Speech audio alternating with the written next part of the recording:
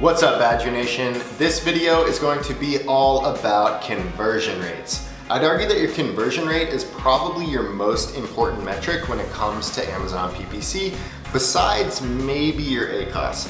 So listen up as we dive into all things conversion rates. Let's start off with this.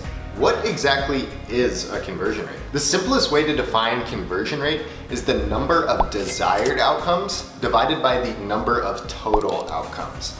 Since we're all a bunch of Amazon PPC nerds, our desired outcome for every click on our ads is to convert, meaning the customer orders your product, aka a sale. So you can calculate your conversion rate by dividing the number of conversions by the number of clicks. If your ad is clicked on 10 times and one of those clicks results in a conversion, then your conversion rate would be 10%. If your ad is clicked on just once and that one click ends up resulting in a conversion, then your conversion rate would be 100%. Pretty straightforward, right? When it comes to Amazon, you actually have a couple conversion rates to keep an eye on. There's your total conversion rate, which includes both your organic and your paid traffic. It's an overall view. And then on the other side of things, there's your PPC conversion rate, which is strictly for your paid traffic. It's a good idea to know both of these numbers, so now let's figure out what your conversion rates are if you don't already know what they are. These will give you a lot of insight into your Amazon business, and they'll really help with identifying any potential problems in your account. Let's start off by finding your PPC conversion rate. So go ahead and open up Seller Central, and then go on over to Advertising, and then click Campaign Manager, and change your metrics up top so they show both your orders and your clicks.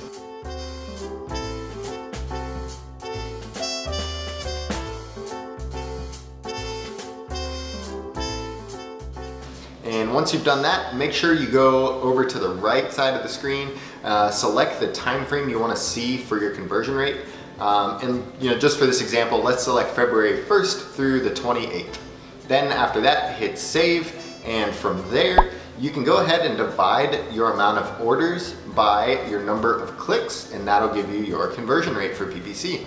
To get a percentage instead of just a decimal value, you can just multiply that result by 100. Now let's figure out your total conversion rate, which includes both your organic traffic data and also your paid traffic data. Go ahead and go to Reports, then go ahead, click on Business Reports. Then there's a column on the left under By Date, and click on Sales and Traffic. And make sure you change the date range to match the same date range you used whenever you were calculating your PPC conversion rate.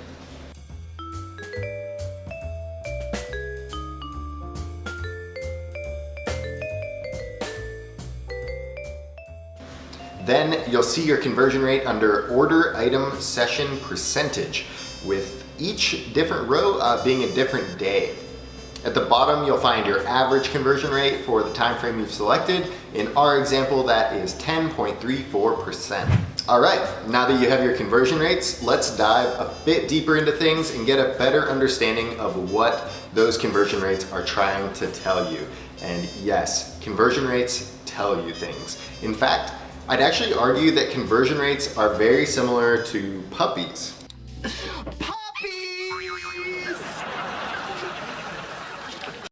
Yes, puppies. Why puppies, you ask?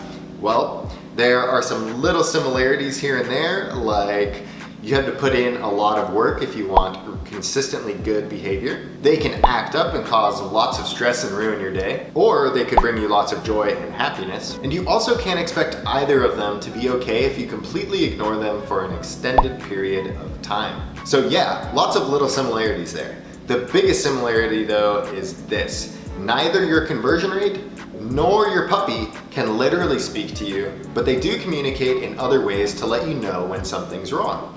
For example, your puppy may sit at the door to let you know when he really needs to go. Similarly, your conversion rate, or even fluctuations in your conversion rate, may bring your attention to issues you may not have been aware of before. At this point, you probably already have a few questions that need to be answered.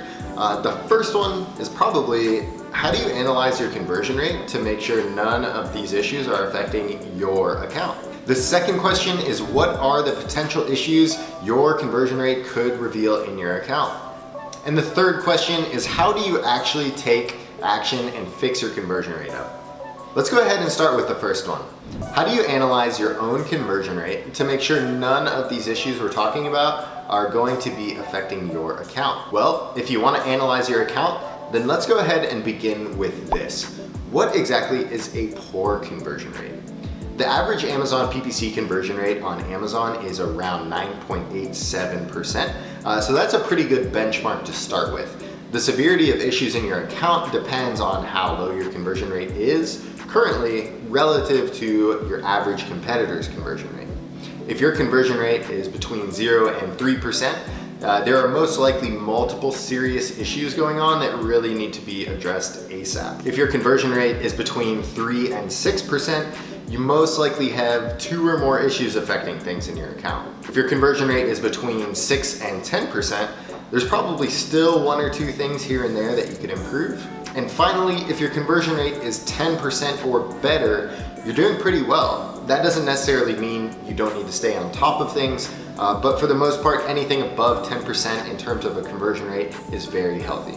Now that you know how your conversion rate matches up, let's get into the issues we've been referencing. There are 3 variables that can really hurt your conversion rate on Amazon. These are, firstly, keyword relevance. Are you bidding on relevant keywords? Which match types are you using? Which campaign types are you using? What's your current ACoS? If it's something like 200%, you probably have some serious keyword relevance issues that you need to overcome. Another thing that could be going on with a poor conversion rate is a poor listing quality. This is stuff like your title, bullets, enhanced brand copy. Do you have the highest traffic, the most relevant keywords in your title, also in your bullets, and also in your listings backend? What about your images? Do you have all 7 images? Are you using lifestyle images? Are people actually using your product in those lifestyle images? Do you have pictures of your packaging? Are your images actually zoomable?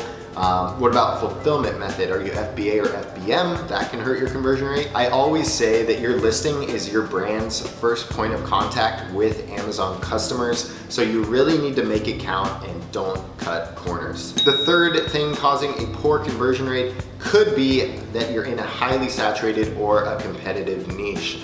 Your conversion rate can definitely be affected if you're in a more saturated niche with lots and lots of competition. Your ad is much less likely to convert if it's being displayed next to other listings with thousands of reviews and 4.5 stars or 5 stars and lower pricing because they have better margins at scale because they can order more at once. So if you want to find out if you're in a competitive niche, instead of just going and looking through listings related to yours, I'd recommend going and checking the CPCs, the cost per click, for your main keyword, main keywords. The average CPC on Amazon is $1.01. So if you have CPCs in the $2 or $3 range, that means you have plenty of competition to take on. And that's definitely something that can affect your conversion rate and something to be aware of. That leads us to the third and final question, the question of whether to take action and taking action in general. If you're thinking that this conversion rate stuff isn't even worth the hassle, please reconsider and don't just shrug it off. If your conversion rate is currently 8% and you manage to improve it to 10%, which is very realistic, you're not just improving things by 2%, you're actually improving by 25%, because 25% of your original conversion rate, which was 8%, is 2%. And 8%, your original conversion rate, plus that extra 2% equals 10%, which is the new conversion rate. Boom, math, facts. This can't be ignored because that 25% increase to your conversion rate will translate to a 25% increase in revenue. That's usually a pretty good thing. Now, when it comes to actually fixing these issues we've been talking about, that's definitely a bit more involved. Too involved for this video, in fact.